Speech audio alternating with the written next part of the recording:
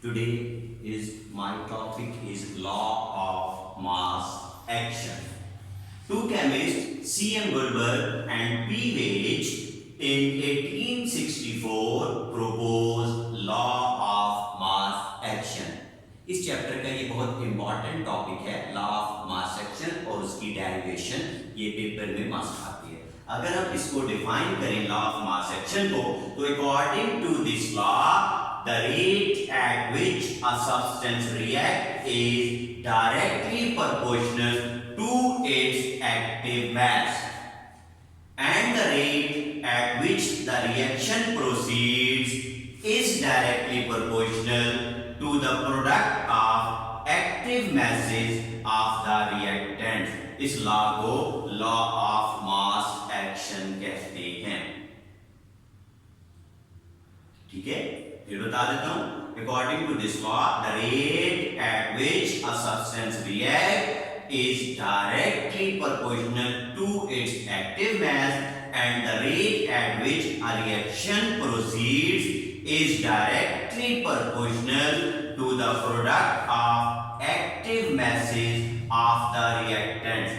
The term active mass means the concentration of reactants and the products in mole per decimeter cube for a dilute solution and is expressed in terms of square bracket. तो ये जो active mass है इसका मतलब क्या है? Concentration reactants की और प्रोडक्ट्स की इन मोल पर decimetre cube for a dilute solution. ठीक होगी बात? और इसको एक्सप्रेस करते हैं स्क्वायर ब्रैकेट से। Now consider a hypothetical reaction in which A mole of a substance A reacts with B mole of a substance B to produce product C mole of C and the product D mole of D. ठीक है? Consider a hypothetical reaction. A mole of a reactant A react with D mole of the reactant B to produce product C mole of C and the D mole of D. ये आपने एक reaction लिया जिसमें ये जो smaller A और smaller B है ये इसके मोल्स हैं। A मोल है सब्सटेंस A का, B मोल है सब्सटेंस B का, C मोल है प्रोडक्ट C का और D मोल है स्मॉलर D है प्रोडक्ट B का। अब according to the law of mass action इसके दो हिस्से थे। पहले उसने कहा the rate of the forward reaction is directly proportional to the product A B के। ठीक है, तो यही बात उसने कही थी the rate at which a substance react is directly proportional to its active mass. तो ये इन दोनों के एक्टिव मास के डायरेक्टली प्रोपोर्शनल है। अब रेट ऑफ फॉरवर्ड रिएक्शन आपने ये प्रोपोर्शनैलिटी का साइन हटाया और इज इक्वल टू लगाया तो आपने कांस्टेंट फॉरवर्ड रिएक्शन का लिख दिया KF। इस साइन को रिमूव करने के बाद आपने लगा दिया KF। तो ये प्रोडक्ट आ गई किसकी? रिएक्टेंट्स की।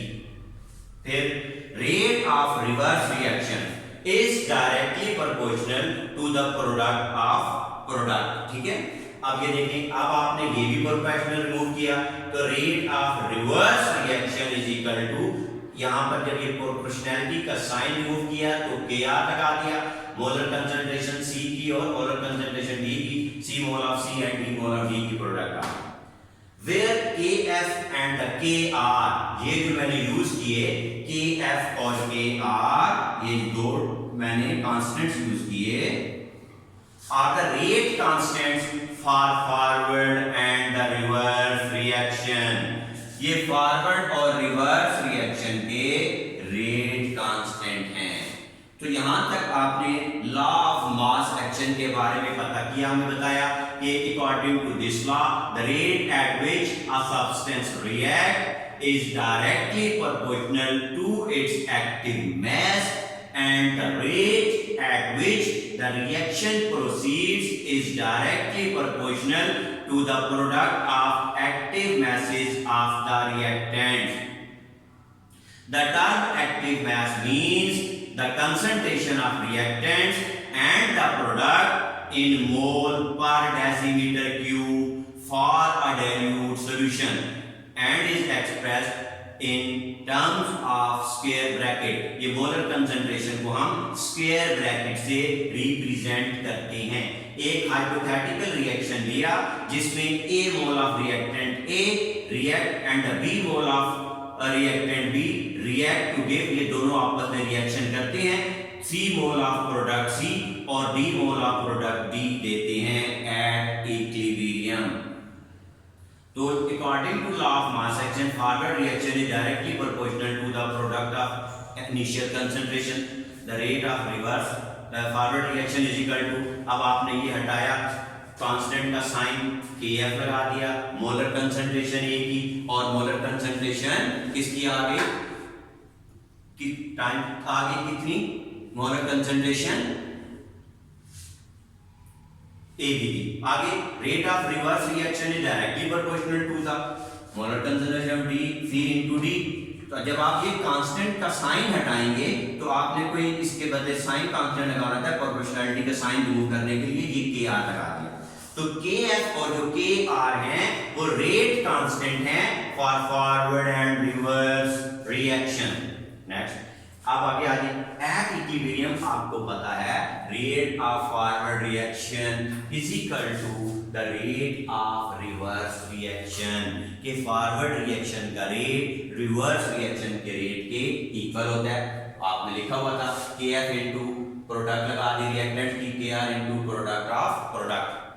तो अब यहां से उठाकर Kr को उधर डिवाइड कर दिया मैंने, तो Kf ओवर Kr आ गया और AB को उठाकर इसके नीचे ले आया, मैथमेटिकल स्टेप पे आपको पता है। तो क्या आ गया कि प्रोडक्ट ओवर रिएक्टेंट्स आ गए, Kf ओवर Kr आ गया, product over reactants Kf over Kr आ गया।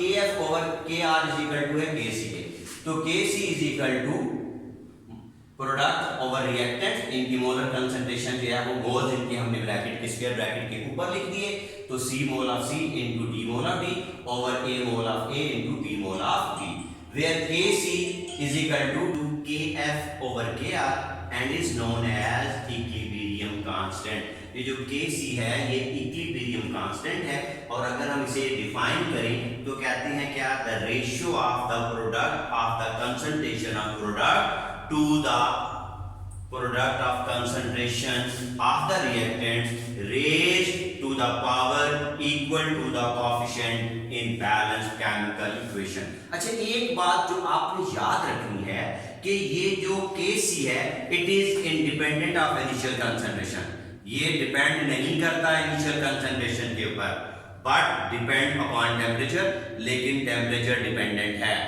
इनिशियल कंसंट्रेशन का इंडिपेंडेंट है, independent of the initial concentration but depend upon the temperature. तो ये आज आपका लॉ ऑफ मास एक्शन, उसकी डेरिवेशन और Kc की डेफिनेशन आपको मैंने कराई। ये क्वेश्चन आपका कंप्लीट हो गया। डिफाइनेशन आ जाए कि डिफाइन करें लॉ ऑफ मास एक्शन और उसकी डेरिवेशन लिखनी होती है।